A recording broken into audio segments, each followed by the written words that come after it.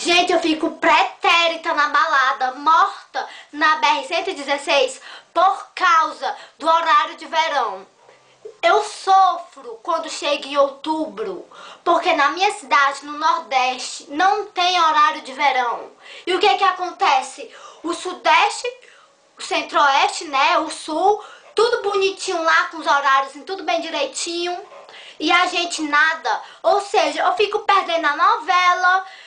Eu não perco não, mas eu fico sabendo de tudo uma hora antes do previsto, né? Porque na porra da minha televisão não pega horário de verão, nem se eu colocasse uma antena parabólica em cima com bombril pregado, não pega.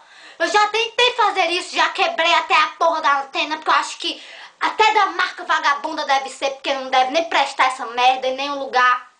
Eu fico revoltada.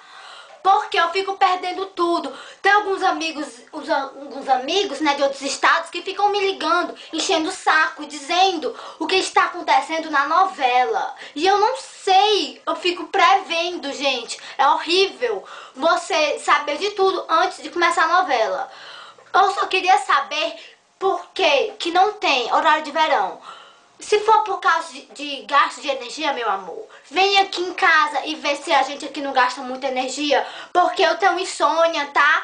Eu assisto o Fala Que Eu Te Escuto, eu assisto Jô Soares, assisto Corujão, todo dia eu durmo 3h30 da manhã, às vezes 4 horas, porque eu não sinto sono, não durmo nem com calmante, nem com tarja preta, nem com nada. Meu negócio é ficar assistindo televisão, porque eu não sinto sono, fico na internet sim, a maioria do tempo. E eu fico sabendo de tudo que se passa, porque o povo fica colocando no Twitter e eu não sou cega, né? Eu fico lendo.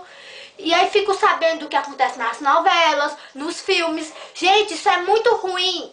Se for pra ter horário de verão no Sudeste, no Centro-Oeste, no Diaba 4, que tragam também pra Fortaleza, pro Nordeste, porque, gente, isso é um descaso ambiental, tá?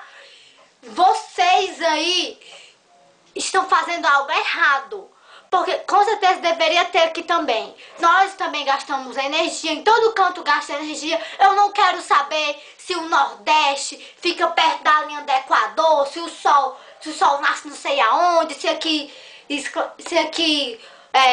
o dia amanhece mais cedo, se escurece mais rápido. Eu não quero saber. Eu só quero que vocês arrumem uma solução pro horário de verão, porque isso está atrapalhando a minha vida, está atrapalhando as minhas novelas, Camaleões, que eu assisto todos os dias. Já fico sabendo de tudo que acontece antes da novela.